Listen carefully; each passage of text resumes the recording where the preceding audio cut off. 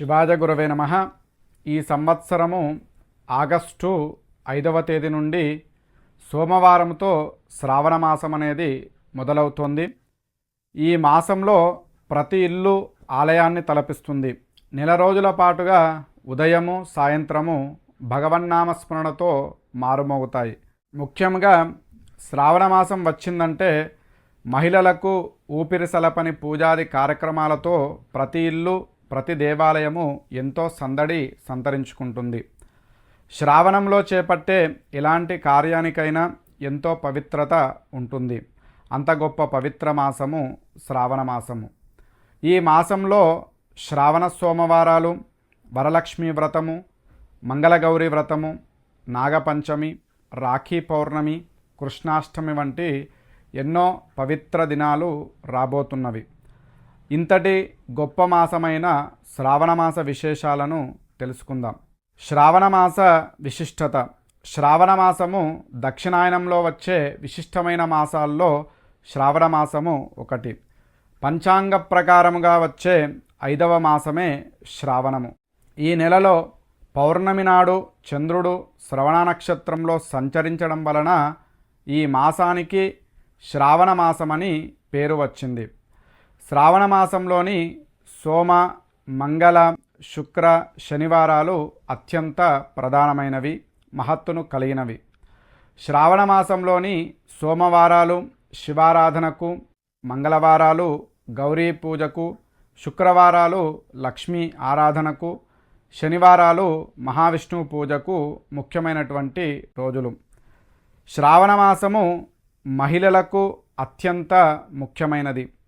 మహిళలు పాటించే వ్రతాల్లో అధికము ఈ మాసంలోనే ఉండడం వల్ల వ్రతాల మాసమని, సౌభాగ్యాన్ని ప్రసాదించే మాసమని కూడా చెప్పబడింది. శ్రావణ సోమవారాలు. శ్రావణ సోమవారం రోజున చేసిన శివారాధన అద్భుతమైనటువంటి ఫలితాలను ఇస్తుందని మహర్షులు చెప్పారు. ఈ శ్రావణ మాసము శివకేశవులు ఇరువురికి కూడా ఎంతో ఇష్టమైనటువంటి మాసము. ఇంకా శివాలయాల్లో జరిగే అభిషేకాలు, పూజలు చేయించేవారికి వ్యాపారాభివృద్ధి, ఆర్థికాభివృద్ధితో పాటుగా సర్వతోముఖాభివృద్ధి అనేది ఉంటుంది. ఈ సంవత్సరము శ్రావణ సోమవారాలు 5 వారాలు వచ్చాయి.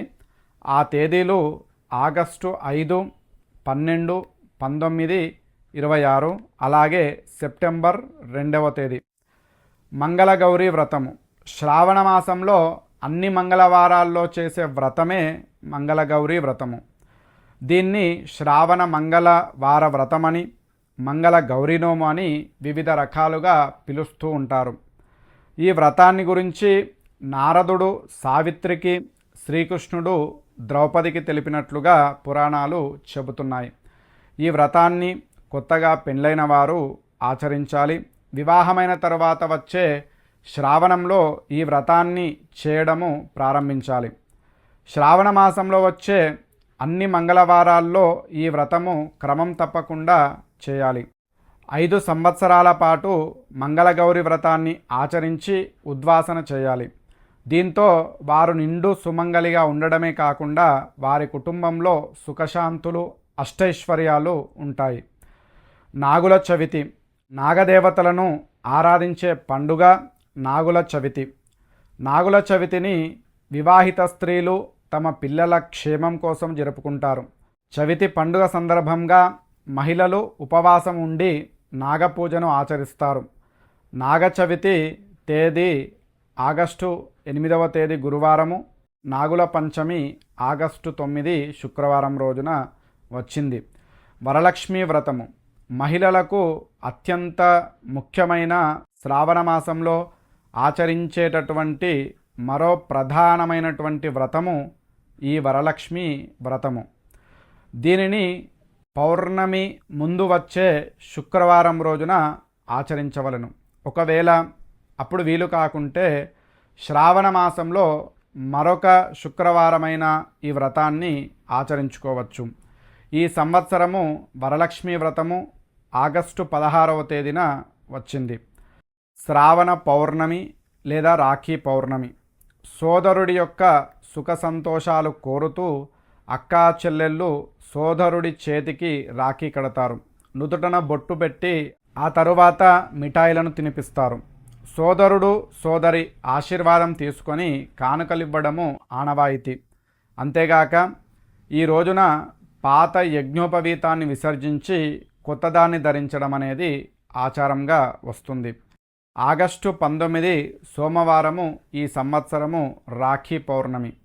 ఇక కృష్ణాష్టమి మహావిష్ణువు ధరించినటువంటి అవతారాల్లో 8వ అవతారమైనటువంటి శ్రీకృష్ణ పరమాత్మ జన్మించిన దినము. దీనినే కృష్ణాష్టమి లేదా జన్మాష్టమి అని పిలుస్తారు. ఈరోజు పగలంతా ఉపవాసం ఉండి సాయంత్రము కృష్ణుడిని పూజించి నైవేద్యముగా పాలు, పెరుగు, మీగడ, వెన్నెలను సమర్పించడం అనేది ఆచారంగా వస్తుంది. ఆగస్టు 26 సోమవారం రోజున శ్రీకృష్ణాష్టమి. సెప్టెంబర్ 2న సోమవతి అమావాస్య. ఈ రోజున శివారాధన మరింత విశేషమైనది, ఫలప్రదమైనది. ఎన్నో విశిష్టతలను సొంతం చేసుకున్న ఈ నెలలో చేయాల్సినటువంటి విధులు, పూజలు, వ్రతాలు, నియమాలు తప్పకుండా ఆచరిస్తూ సకల సౌభాగ్యాలు పొందాలని సర్వేజన సుఖినో భవంతు.